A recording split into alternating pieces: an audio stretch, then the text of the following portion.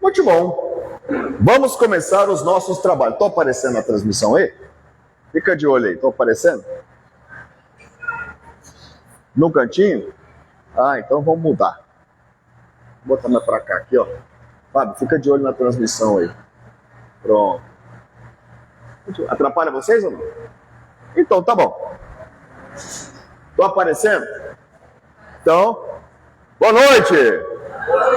Muito bom, sejam bem-vindos mais uma vez. Acho que vou pegar vocês tudo e botar tudo num lado só. Para fazer. Esse patrão foi dar palestra no HB, e aí tinha um auditório grande, tinha um corredor no meio que dividia o auditório, e o povo sentou todo mundo lá no fundo. O que eu fiz?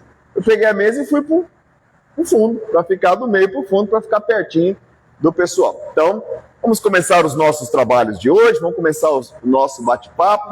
O palestrante não pôde vir. Vocês estão com frio? Quer que eu desligue o climatizador? Tá frio? Não? Quem quer que... Vamos fazer uma votação. Quem quer que desliga, levanta a mão. Quem quer que continue ligado, levanta a mão. Vem mais para frente que aqui o vento não pega. Eu vou botar ele no teto aqui, ó, porque ele pega no salão inteiro. Aqui ele pega do meio para o fim. Muito bom, então vamos começar as nossas reflexões. Boa noite, o pessoal que está assistindo a gente ao vivo pelo Facebook. Boa noite, o pessoal que vai assistir a gente em algum lugar do futuro pelo YouTube. Lembrando que as nossas palestras ficam salvas no YouTube lá. Assista, não precisa curtir, não compartilhar, porque a gente não monetiza, então não faz diferença. Vamos fazer a nossa prece para a gente poder já começar as nossas reflexões da noite de hoje. Fechando os nossos olhos, vamos mentalizar Jesus. Amado Mestre Jesus, nesse momento em que nós estamos aqui reunidos nessa casa de oração, nós queremos te agradecer. Agradecer por todos os momentos da nossa vida em que de uma forma ou de outra nós tivemos a oportunidade de aprender uma lição.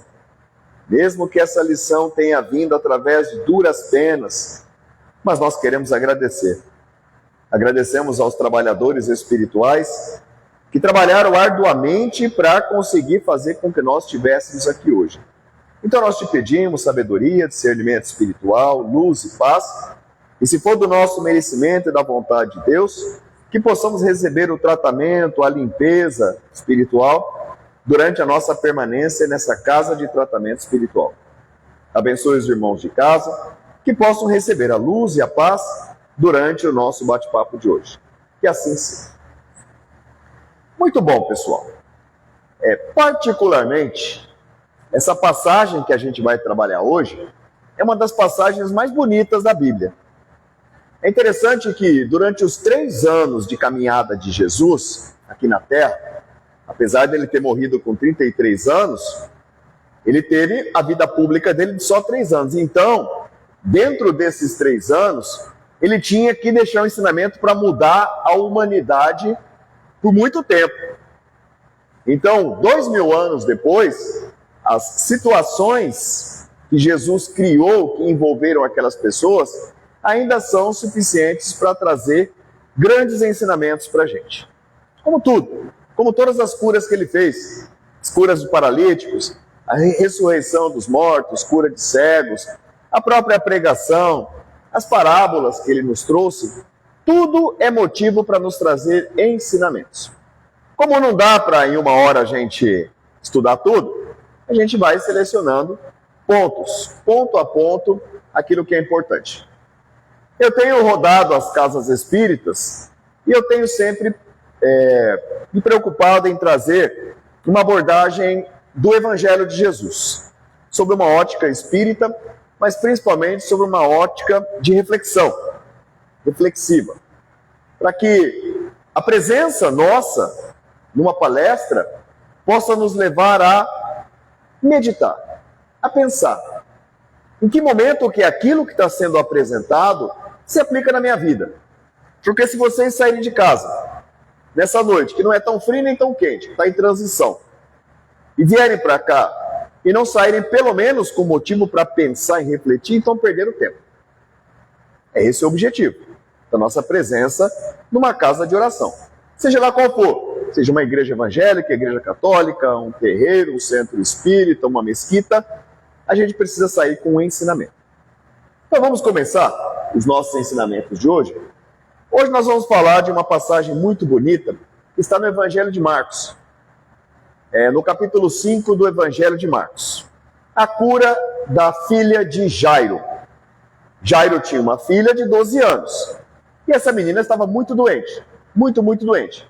Mas vamos entender quem era Jairo. Jairo era o príncipe da sinagoga. Então ele era um homem que tinha um cargo político de grande relevância na sociedade judaica. Além disso, ele tinha dinheiro, ele era rico e, além disso, ele não gostava de Jesus. Pronto, para a gente entender por quê. Porque para eles, boa noite, sejam bem-vindas, tudo bem? Porque para os judeus daquela época, principalmente para os sacerdotes, para os fariseus, Jesus era um agitador. Ele veio para questionar os postulados da lei civil de Moisés. Moisés, ele trouxe a sua lei civil, trouxe os 10 mandamentos, que é a parte espiritual, mas trouxe a parte civil. 1400 anos antes de Jesus.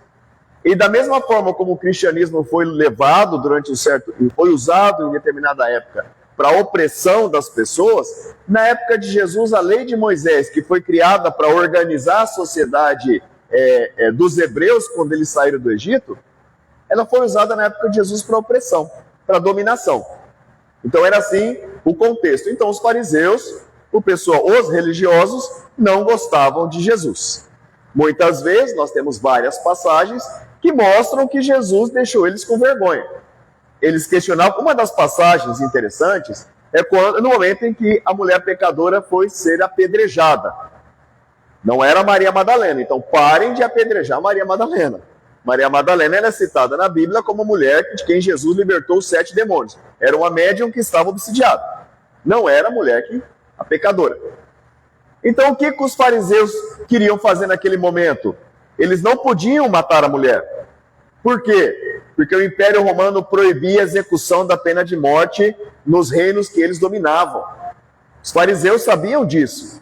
A mulher não seria apedrejada. Só que, por outro lado, eles queriam testar Jesus para que Jesus se contradissesse. Se Jesus falasse que a mulher deveria ser perdoada e não poderia ser apedrejada, ele estaria indo contra a lei de Moisés. Era o motivo para eles acusarem Jesus e denunciarem para o Império Romano, que o Império Romano poderia executar. Se Jesus falasse que a mulher teria que ser apedrejada, eles iriam denunciar Jesus para o Império Romano que ele estava incitando a violência. E eles sabiam que não podia. Olha que sinuca de bico que eles colocaram Jesus. E Jesus nem falou nem que sim, nem que não. O que ele disse? Aquele que nunca pecou, que atire a primeira pedra. E escrevia no chão. O que ele escrevia no chão? Os pecados daquelas pessoas. Fulano saiu com Cicrano. Fulano roubou dinheiro de Bertrano. E aí o pessoal viu que estava sendo denunciado, soltaram as pedras e foram embora.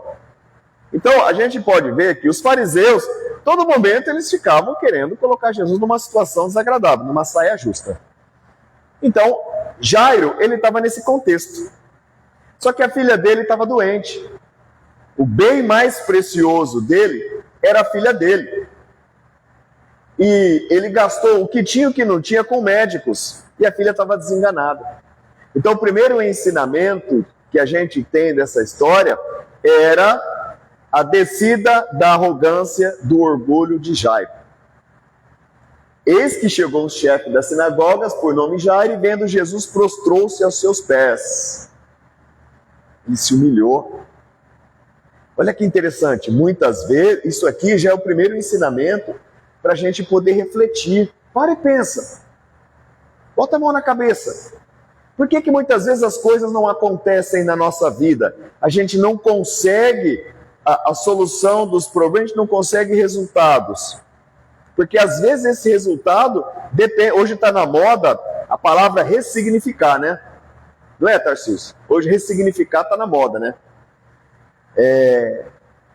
Às vezes a gente não quer abandonar velhos hábitos por conta de comodismo, até por conta do orgulho, e por isso a gente não consegue os resultados que a gente espera. Olha que importante que é Essa passagem, esse momento. Se a gente parasse aqui a nossa palestra, já teríamos um balaio imenso de motivos para a gente refletir. Poxa, por que não dá certo? Por que minha empresa não vai para frente? Por que eu não arrumo empresa? Por que meu casamento não vai para frente? Porque não dá mais. Não dá mais para ter os resultados que eu tinha no passado com o mesmo comportamento que eu tinha no passado. Não dá. Porque as pessoas mudam, as pessoas aprendem, as pessoas amadurecem, a sociedade, o mercado financeiro muda. Tudo muda. Então não dá para eu continuar hoje tendo os resultados que eu tinha 20 anos atrás, agindo do mesmo jeito. Não dá. Então, essa atitude do Jairo de ter que ir em busca de um cara que ele muitas vezes deve ter falado mal nos corredores da sinagoga, de uma pessoa que ele deve ter criticado, mas ele tem que engolir o orgulho, por quê? Porque o bem mais precioso dele estava em jogo.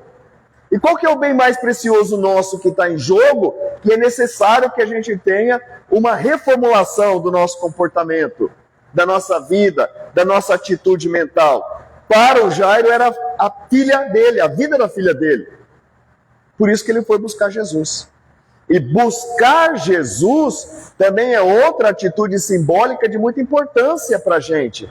Por quê? Porque Jesus representa o amor ao próximo, Jesus representa o perdão das ofensas, Jesus representa o quê? Eu tratar o próximo da mesma forma como eu gostaria que eu fosse tratado. Jesus representa ser manso e pacífico. Bem-aventurados os mansos e pacíficos, porque eles herdarão a terra. Jesus representa ser misericordioso. Bem-aventurados os misericordiosos, porque eles alcançarão misericórdia. Então, buscar a Jesus representa todo esse tipo de mudança de paradigma, de padrão. Conseguem entender? E muitas vezes, além de eu ter que ressignificar a minha vida em busca dos resultados, eu tenho que seguir os ensinamentos de Jesus. Foi isso que Jairo teve que fazer. Então ele chegou, se humilhou, se prostrou aos pés de Jesus, pedindo misericórdia para que Jesus fosse curar a filha dele. O que Jesus falou? Aqui vem uma reflexão. Até os poderosos se rendem quando a dor bate a porta. A humildade é o primeiro passo para o milagre interior. Humildade. Por que as coisas não estão acontecendo na minha vida? Será que eu quero realmente que aconteça? Por que eu não consigo me livrar do problema? Porque, às vezes, o processo de cura é muito mais doloroso do que o próprio problema que eu estou vivenciando. Já pararam para pensar? Existe um estudo que diz que estudo dentro da doutrina espírita, que muitas pessoas que se libertam de um problema espiritual que estavam vivenciando, conseguem uma cura, entram em depressão. Por quê? Porque não tinha do que reclamar. Enquanto eu tenho um problema, eu tenho algo para reclamar e eu tenho algo para implorar a atenção das pessoas. Acabou o problema, eu não tenho mais do que reclamar. Aí a pessoa entra em depressão, começa a sofrer. E ele não queria, o Jairo não queria um resultado para amanhã. Ele tinha uma urgência, ele estava desesperado. Ele disse, minha filha está morrendo, vem, impõe as mãos sobre ela para que ela seja salva e viva. Ele tinha a certeza, é a mesma situação dos 4 amigos que levaram o paralítico até Jesus, o paralítico de Cafarnaum para Jesus. Lembra que a gente contou essa história esse tempo atrás? É a mesma situação. Eles tinham a certeza absoluta que levando o paralítico até Jesus, não importa se descesse pelo teto, se entrasse pela porta, tivesse que cavar um túnel e fazer o homem subir do telhado, do chão, ele seria curado. Então Jairo, ele tinha a certeza absoluta que se Jesus chegasse até ele, até a filha dele seria curada. E a verdadeira fé não espera garantia, não espera condicionismos. A verdadeira fé não tem curva, não tem intermediários. Ela clama, confia e... O que está escrito aqui? O que está escrito aqui, Beatriz? Entrega. Por que as coisas não acontecem na nossa vida? Porque a gente não entrega. A gente não se joga, a gente não acredita. Eu quero, mas fica meio assim, vai que, né? Vai que não acredita, a gente não se entrega. Conhecem a história do alpinista? Nossa, a história é tão velha, acho que o pessoal mais novo nunca... Não conhece a história do alpinista? Conhece a história do alpinista, Carla? Era uma vez um alpinista. Alpinista é o cara que faz subida, escalada, né? Alpinismo. Aí o alpinista estava subindo, e aí escureceu. E ele não podia nem subir nem descer. De repente, quando ele foi no escuro apoiar o pé numa pedra para subir, a pedra escorregou. Esse homem caiu. Caiu, não sabe quanto tempo ele caiu, só como ele tinha aquela corda da vida, a corda de segurança, que toda pessoa que faz rapel sempre tem a corda de segurança, ele travou na corda. A corda travou. Ele, deve ter sido um tranco imenso. E ele ficou lá pendurado, pela cintura rodando. Imagina isso, rodando. Ficou rodando no ar. Estava escuro, ele não via nem para cima e não via nem para baixo. Não sabia se subir, não sabia se descer. Quem já ouviu essa história, levanta a mão. Bom, aí, da minha idade, por isso. Já ouviu essa história, João? Então, maravilha. Aí ele falou, e agora? Lasquei-se. Aí ele começou a orar. Buscou do fundo do íntimo dele a intervenção. Deus me salva. Eu vou morrer, tá frio, tô com fome. Me salva, orou. Deus, toca meu coração, me dá uma solução. Aí ele escutou Deus falando. Tu confias em mim? Confias? Confio! Então, o que Deus mandou ele fazer? Corta a corda. Ele falou, não, velho. Não. Deus falou, vai. Você não confia em mim? Confio. Então, corta a corda. Ele falou, vou nada. Não vou cortar. Corta a corda. E ele não cortou. E no outro dia, as equipes de resgate encontraram o cadáver dele, morto, congelado, pendurado a 1 metro do chão. Não confiou. Às vezes, a vida, a providência divina exige de nós atitudes que aparentemente são absurdas, mas que depois, quando a gente passa por aquela situação, fala, nossa, era tão simples. Por que eu não estava vendo esta solução? Porque por 2 pontos. Primeiro, naquele momento era necessário que os seus olhos estivessem espiritualmente fechados para que você aprendesse com aquela solução. Para que a solução surgisse quando a tua alma tivesse extraído o aprendizado que era necessário. E por outro motivo, muitas vezes, cortar a corda exige uma atitude de humildade. Uma atitude de resignação, de confiança. Por isso que as coisas não acontecem.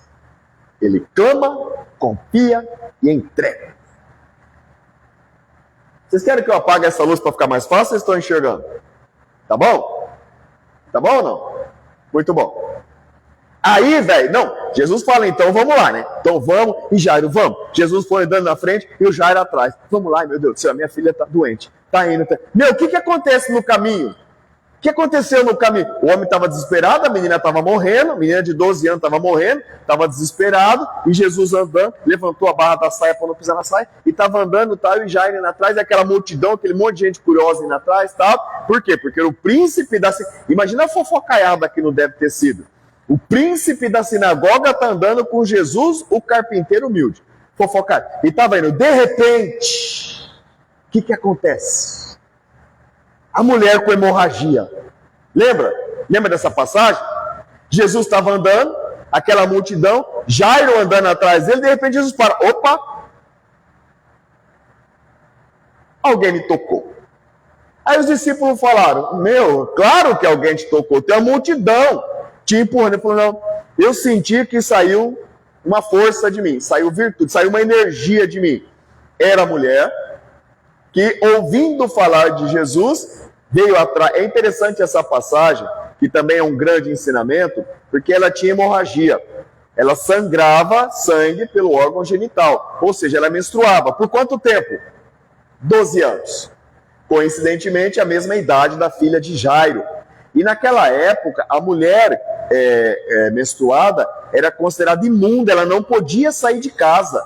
Se alguém tocasse uma mulher que estava menstruada, era também considerado imundo e não podia entrar na sinagoga. E não entrar na sinagoga era motivo de vergonha para aquele povo orgulhoso.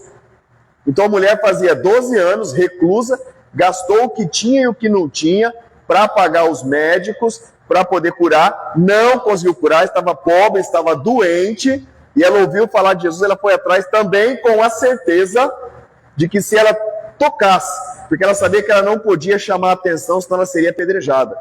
Ela queria apenas tocar as vestes de Jesus. Olha a confiança, uma confiança incondicional. Eu vou me curar se tal coisa acontecer, se isso ou se aquilo. Mas ela não. Ela tocou Jesus, Jesus falou, alguém me tocou, ela falou, fui eu, Senhor. E ele falou, a tua fé te salvou. Enquanto isso estava acontecendo, quem que estava ali aflito do lado de Jesus? O Jairo. O Jairo estava desesperado, coitado. Mas aí, enquanto Jesus cura a mulher com hemorragia, a multidão está ali, o homem aflito, o que aconteceu? O que aconteceu, Fábio? O que aconteceu? O que aconteceu, Mateus? E aí? Não, calma, não dá spoiler da história, não. Nesse momento, aqui nesse momento, enquanto Jesus estava curando a mulher com hemorragia, Jairo desesperado, o que aconteceu? A menina morreu. O povo chegou e falaram, não incomoda mais o mestre, a tua filha morreu. Meu, o chão do cara abriu. Olha o desespero, o homem já estava aflito, recebe uma notícia dessa, o chão... Já pensou, Zé Carlos? Se chega uma notícia dessa, já pensou? Meu pai do céu, o homem desabou. Quantas vezes nós escutamos vozes que dizem, não adianta mais, meu, desiste, não dá mais certo. A tua empresa já faliu, esse trabalho seu não dá mais. O que é mais doloroso? O casamento acabou. Dói, né? Dói, não é? Pois é, o homem entrou em desespero. Mas Jesus, com toda a sua sabedoria, olha para ele e fala, não temas, apenas creia. Não temas. Por quê? Por que Jesus fala para ele, não temas? Porque Jesus sabia do desenrolar dos fatos. Sabia que a menina não estava morta. É como se Jesus, a gente estivesse no turbilhão. Poxa, a gente está encarnado, nós não estamos no mundo perfeito. Nós somos perfeitos. A gente não veio aqui para viver deitado em berço esplêndido ao som do mar e à luz do céu profundo. A gente veio aqui realmente para ser lapidado, para que o nosso espírito se purifique através das provas, das dificuldades. Algumas por conta dos nossos erros tem que pagar. Está devendo? Tem que pagar. E outras por conta das nossas escolhas. Então a gente tem que ser lapidado e muitas vezes o sofrimento vem como uma dor, vem como um professor. A dor vem como uma mestra, as dificuldades vêm como uma sala de aula na nossa vida. E Jesus sabe disso. Jesus sabe que, acima de tudo, diagnosticou uma doença que não tem cura. Jesus sabe que o teu espírito necessita passar por aquela dificuldade para quê? Para crescer. Às vezes você está tropeçando nas suas reencarnações porque está apegado aos mesmos vícios morais, ao mesmo orgulho, ao mesmo egoísmo. Então Deus fala, nessa encarnação aqui, eu vou azedar um pouco mais a tua vida. Para quê? Para que você vença esse teu comportamento inadequado e nas próximas encarnações você deslancha. É assim que funciona. Deus olha a gente de cima. Ele vê uma reencarnação nossa como um dia que se passou. E depois desse dia vai vir outro dia. Vai vir outro dia, vai vir outro dia. Mas a gente que olha só o hoje, olha só agora, a gente acha que essa encarnação é o fim de tudo. Ou a gente brinca de acreditar no espiritismo.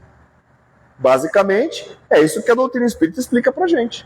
A sucessão do aprendizado através de reencarnações sucessivas. Se a gente pensar que essa vida, a nossa evolução, se baseia numa passagem só, numa vida só, num estágio só, que terminou essa vida, você vai passar no juízo final. Se você foi bom, vai para o céu, ficar à toa pela eternidade, tocando harpa, blaraim, blaraim, blaraim, eternamente, um olhando para a cara do outro, blaraim, tocando harpa. Amanhece o dia e anoitece o sei lá. Já pensou, Fábio? Sentado lá, no paraíso, igual está no livrinho dos meninos que passa na porta de casa, a família sentada no jardim, com o leão deitado, bota a cabeça lá e tal. Já pensou que chato que deve ser? Ou se você for mal, cometer um deslize, você vai para o inferno. E aí todo dia fica lá no caldeirão, e aí vem o diabo e espeta todo mundo. Não é assim. Se na tua cabeça você acredita que está assim, então, por favor, o portão está aberto, aqui é um centro espírita, a gente acredita em encarnação, vai lá embaixo, tem uma igreja lá, vai lá, que lá eles pregam que morreu, ou vai para o céu, ou vai para o inferno. Aqui a gente não prega assim. Senão a gente brinca de ser espírita. Na hora que está tudo bem, é fácil aceitar a reencarnação, é fácil. Mas e a hora que as consequências da encarnação batem na tua porta? A hora que a vida azeda? E aí? Aí a gente vai acreditar, vai confiar, ou a gente desespera? É o que muitos espíritas fazem. Brincam de acreditar na reencarnação.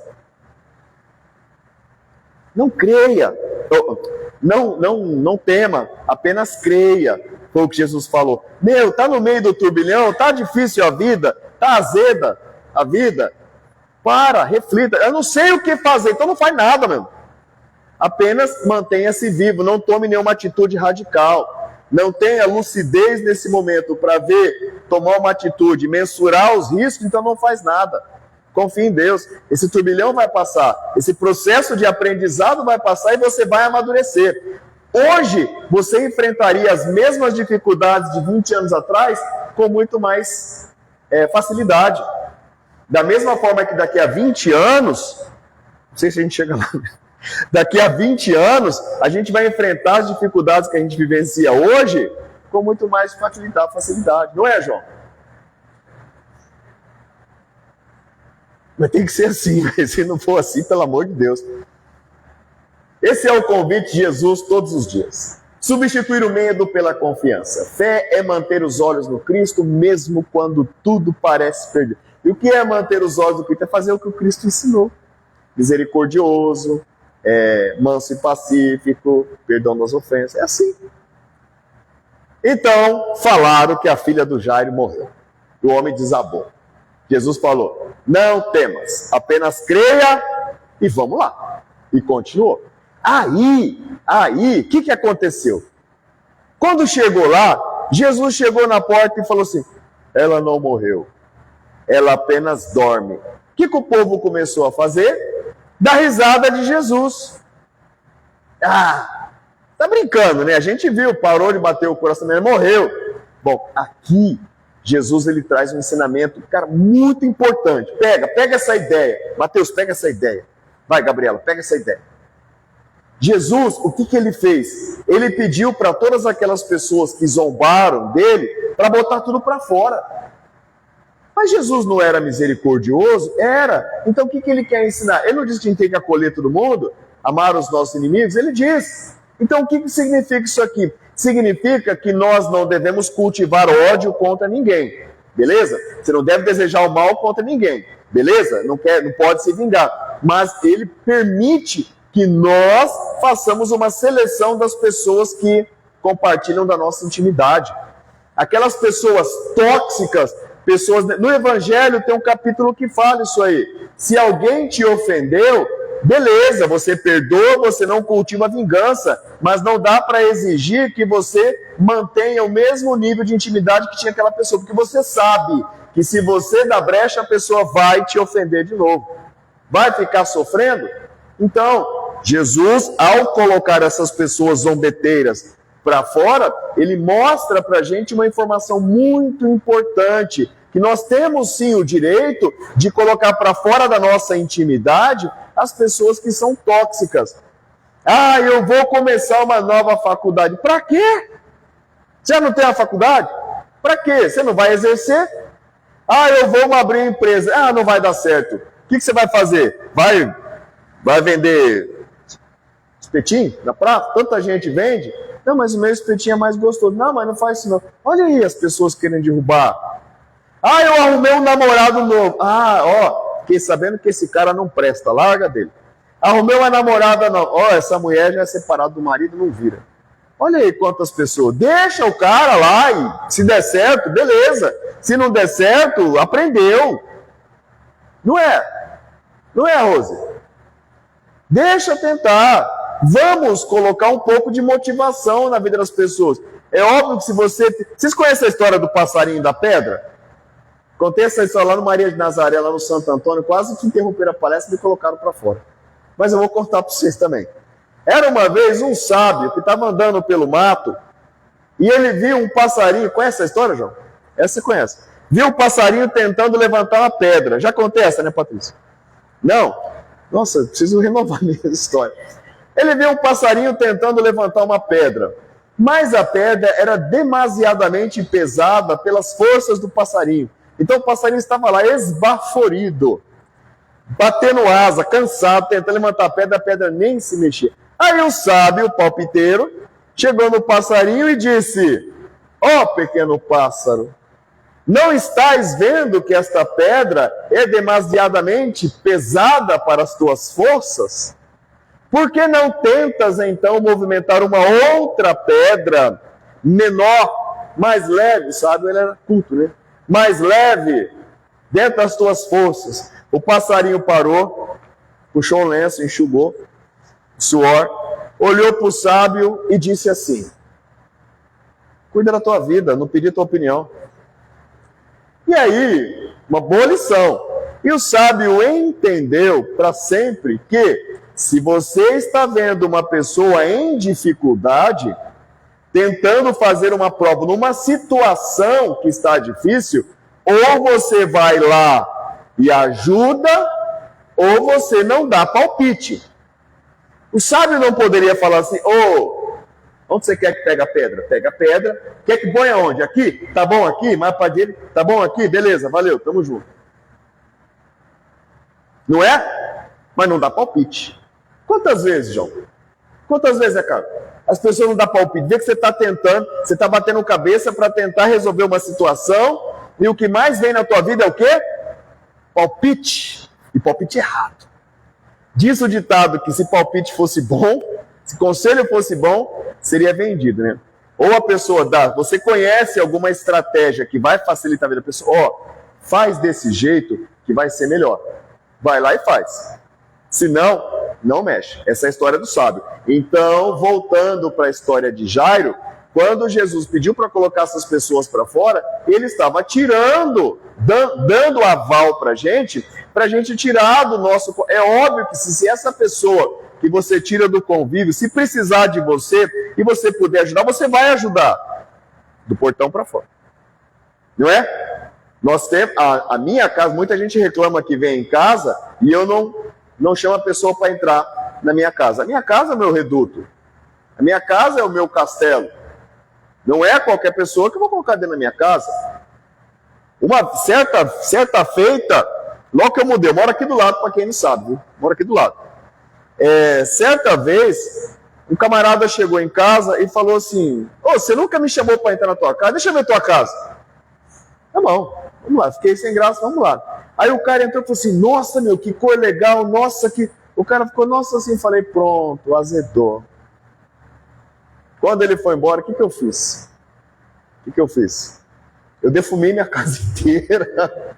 Defumei, senão minhas plantas iam morrer. Minhas plantinhas que eu curto, tudo com senão defumei minha casa inteira. Só não joguei sal grosso para não manchar o porcelanato. Mas entendam que você tem um direito. Não é porque é a tua casa, que você é cordial, que você vai convidar todo mundo para entrar na tua casa. Cuidado com os olhos que as pessoas colocam na tua vida, na tua casa. A gente tem o direito de não permitir que pessoas tóxicas entrem na nossa casa. Mas vamos seguir. O que aconteceu? O que aconteceu, Isabel? Jesus falou, ela apenas dorme, e o pessoal começou a zombar. Jesus mandou, tira esse ponto, sai. Botou tudo para fora.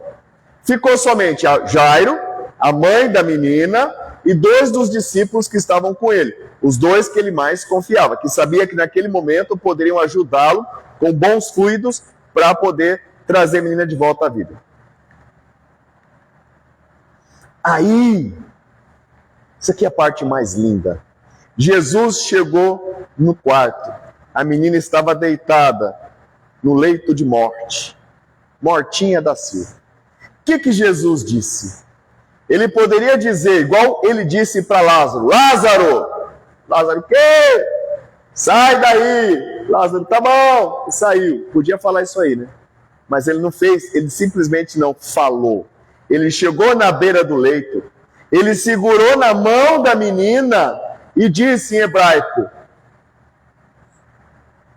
Eu liguei para um professor de hebraico para falar assim: eu vou dar uma palestra sobre a cura de Jairo. Como é que eu soletro isso aqui em hebraico? Ele falou assim: Talitá cumi. Falei, assim é? Talitá cumi. Falei, então tá bom. Aí Jesus falou, Talitá cumi. Significa, menina, levante-se. Preste atenção numa coisa. Olha que interessante. Olha como nos pequenos detalhes desse gesto simples de Jesus tem um grande aprendizado. Jesus, ele foi lá e ele mostrou empatia. Ele segurou na mão da menina e trouxe ela. Ele mostrou, ele esteve junto, ele tocou, ele ajudou, ele teve uma atitude real de carinho, de compreensão. Muitas vezes a gente se contenta em orientar as pessoas falando. É fácil eu falar, ó, perdoa, releva, levanta a cabeça. Você está triste? Não fica triste mais não, você vai passar. Isso a gente fala aos montes, mas fazer o que Jesus fez, ir lá, tocar, abraçar, ajudar a levantar, vou te ajudar com gestos reais, é muito difícil de fazer. Sabe por quê? Porque geralmente a gente não quer ter intimidade na vida das pessoas. A gente não quer, mas se eu for lá para conversar com a minha cunhada que está passando por problema, ela não vai me deixar em paz, não vai me dar sossego depois. Então a gente não quer sair da nossa esfera de individualidade. Já ouviram falar? Nossa, eu tenho tantos problemas para resolver, eu vou ficar envolvendo com o problema dos outros. A gente pensar assim, a gente não tinha levantado esse centro aqui. Porque pensa num lugar para o povo trazer problema. Não é? Né, Laurinha? Não é? Mas está aí, a espiritualidade está aí com a gente. Já deu provas para a gente de tantas e tantas vezes que nós não estamos sozinhos.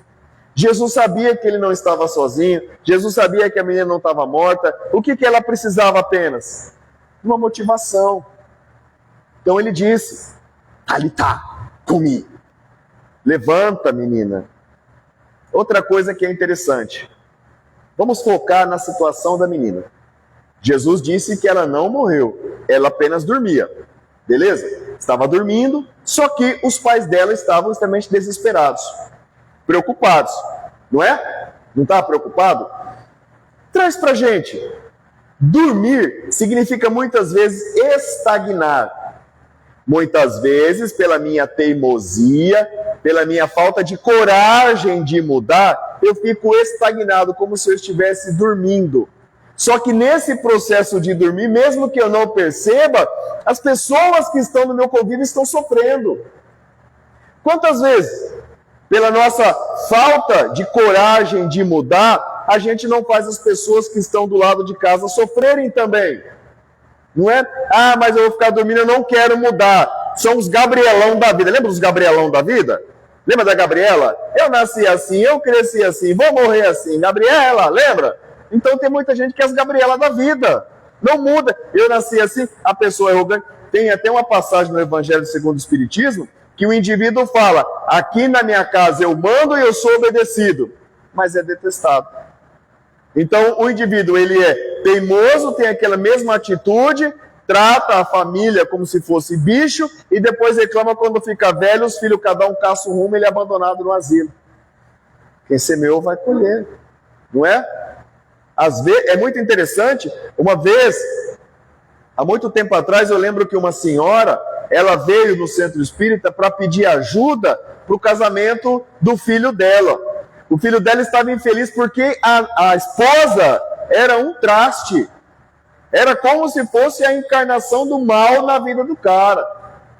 Reclamava disso, de um monte de coisa tal. Queria, porque queria que a gente interviesse, que os espíritos fossem lá e libertassem ele. Só que eu tenho amizade com líderes religiosos da Igreja Católica, Igreja Evangélica.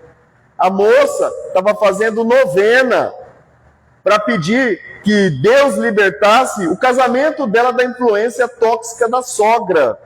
Que a sogra não deixava ela ser feliz com o marido. Olha só, muitas vezes eu estou pedindo bênçãos para Deus me ajudar a me libertar de uma dificuldade, só que isso que eu estou pedindo é um motivo de sofrimento para outra pessoa. São pessoas que estão dormindo, a gente está dormindo na ignorância. Quando a gente vem para o tratamento espiritual, quando a gente vem para o centro espírita, quando a gente vem fazer qualquer tipo de intervenção espiritual, para e pensa, será que o que eu estou pedindo não está pautado no meu próprio egoísmo?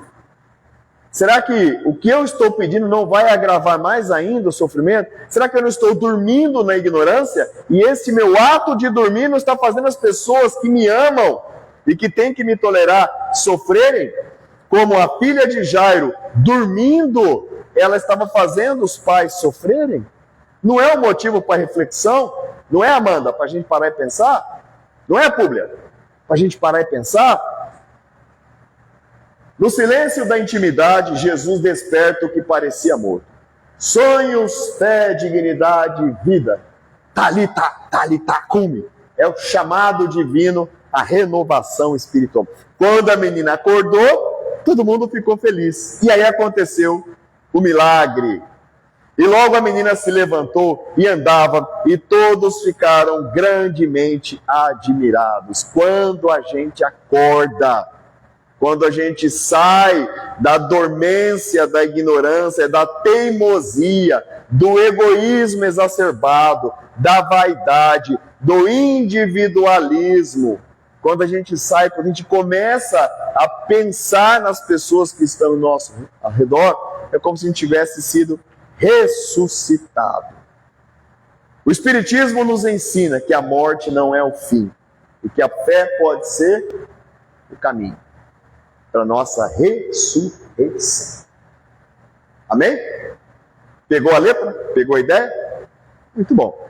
Então, eu desejo de coração. E você que está em casa, comenta aqui embaixo, aqui, ó, o que você achou dessa passagem. Então, fica esse pequeno, mas bonito ensinamento de Jesus, através da cura da filha de Jairo, para a nossa reflexão na noite de hoje. Vamos fazer nossa prece para a gente ir para o passe.